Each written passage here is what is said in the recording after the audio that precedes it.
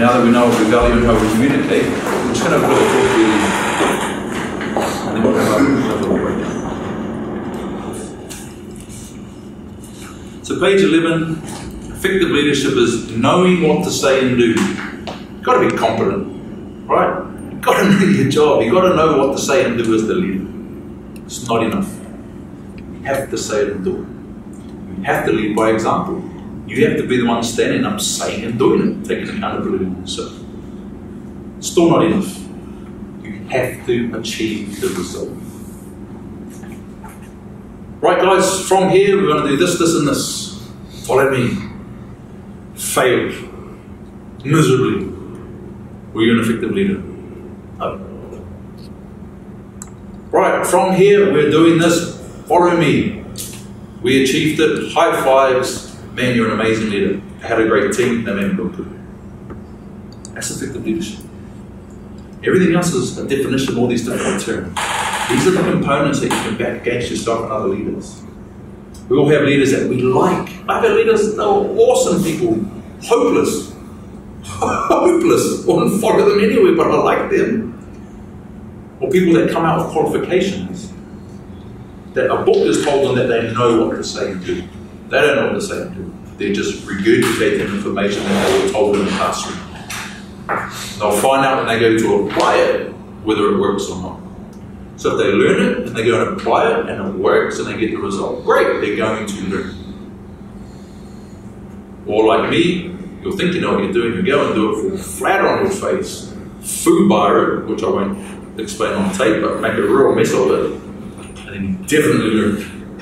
And some of my greatest lessons when I did them wrong, and I got hurt. Or when my mum knocked me on the ground for left hook when I was 13 and thought I was Bruce Lee. Got it wrong, learned a good lesson. Right? Effective management, and this is where the confusion is between leadership and management. And again, you can Google this and find lots of different things. This is my definition. You still have to be a leader. Managers that can't lead don't get things done. Because we've already defined all the qualities that we want to have as a leader. You can't communicate as a manager. If you can't do these three things, if you don't know what to say and do while you're managing, you don't say it and do it, you don't get the result, you're not managing. Just watching. So you have to lead, have all the dynamics of leadership, and monitor the tasks and situations that lead to the result. So as the leader, you know what to say and do, you say it and do it, and you achieve the result, you set the tasks, and the manager continues that momentum and leads and manages those tasks so we stay on track. For myself as the leader, you would have done this yourself. Where are we up to on that project?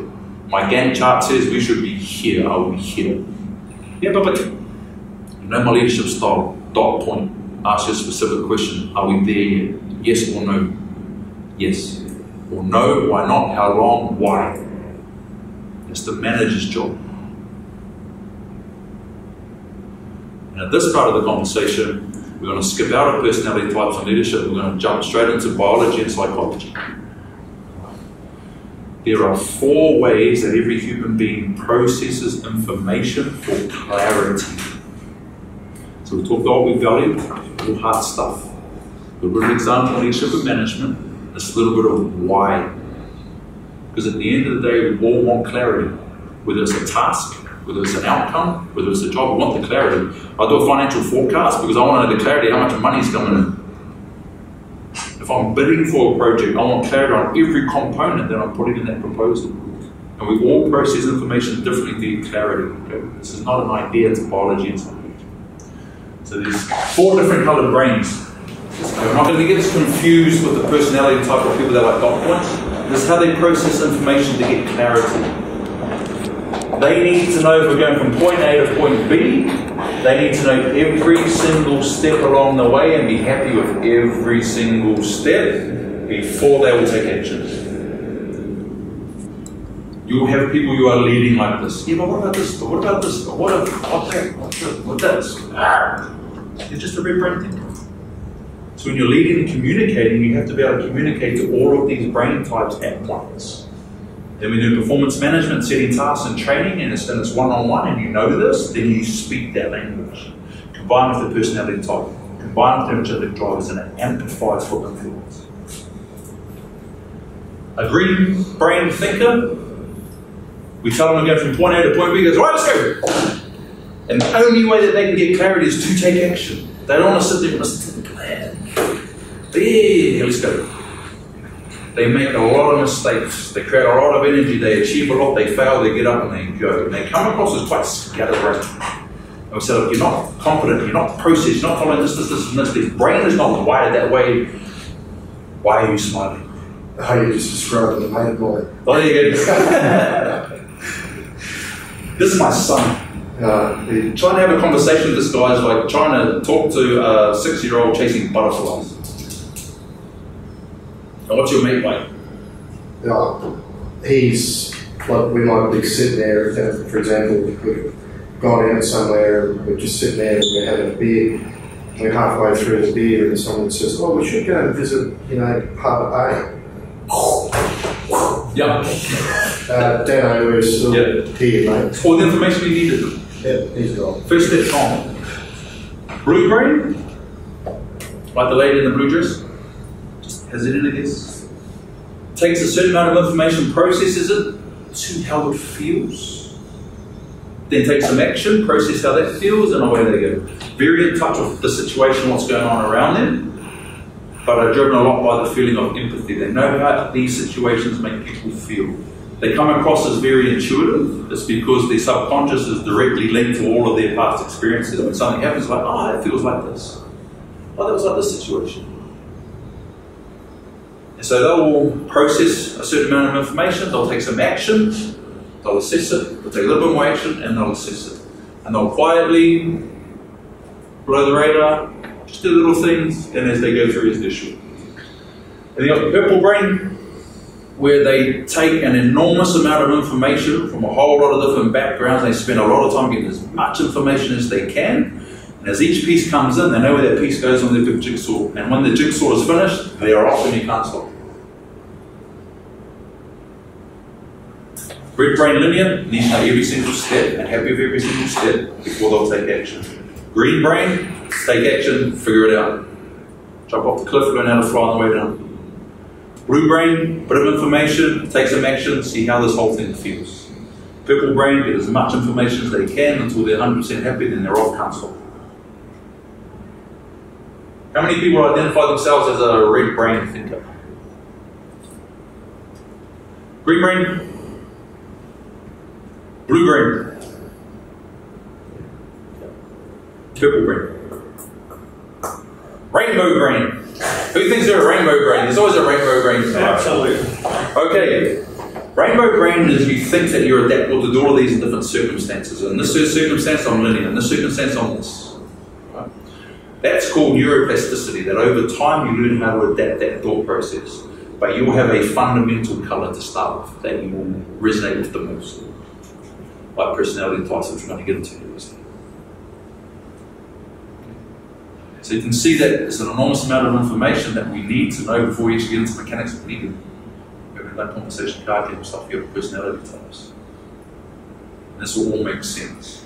When you walk out and you speak to the next person, like you said, you can be red brain, lion, blue brain, author, and you'll figure that bit out. Here's the task, this is the objective for the communication, this is what this person values, this is how they communicate. Hey buddy, need your help. There's no one else I trust but you to do this task, super important. What is it? I need you to do this, this, and this.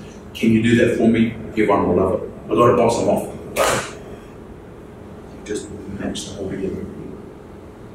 He walks out there feeling what? Well, because you've tailored and put it all together to suit. You construct conversations and sentences for an outcome. For an ulterior motive, that's manipulation. To empower and lead and manage is influence. You can feel the difference. It's one thing you can't bluff another human being when you look them in the eye and talk and they know if you're full of crap or not. True? Alright. That was our brains. We want to spend a lot of time with words. We're all old enough to understand body language. We're not doing body language exercise. Alright. Simple test. How do you feel when someone's standing or taking on some sort of body pose? And just be aware of it. The whole workshop on body language and presentation. So we're going to page 13.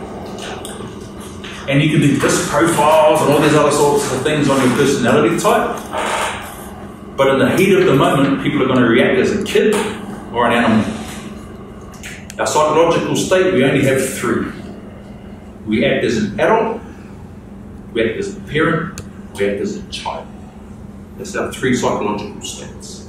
The most powerful psychological state is our psychological state as a child. What brings us joy. That's why when we're with babies and puppies and our kids and all that sort of stuff, we turn into morons. Right? Because it's our inner child coming out and playing. When the ego gets poked, it's that little kid sulking and reacting. Psychological. So we've got leadership and management, coloured brains, three psych states, all these things done actually. Animals are the same. And here's what I put on page 13. There are no greater communicators than animals and kids, because every animal understands what every other animal is saying. And every kid knows what every other kid is saying, whether it's body language, colouring, posture, or words. There is no confusion between animals. You throw a snake at the foot of a monkey that's never seen a snake, it's going to react like that. It's a snake. They have to talk. You see all the colouring and the smells and everything else. You put two kids together in a playground, they can communicate. They'll get on very, very well, or they'll turn into rat bags, or one will try and push the other one around. But there's no confusion in the communication. So under stress and pressure, you will react, your personality type will project as one of these four animals. And your words and your posture and the feeling, if you think adult, parent, or child, will tell you what's getting activated, positive or negative. So if you get go, self-esteem gets attacked, and internally their inner child is feeling threatened. Alright? So what we're going to do is a very short personality test, takes 5 minutes.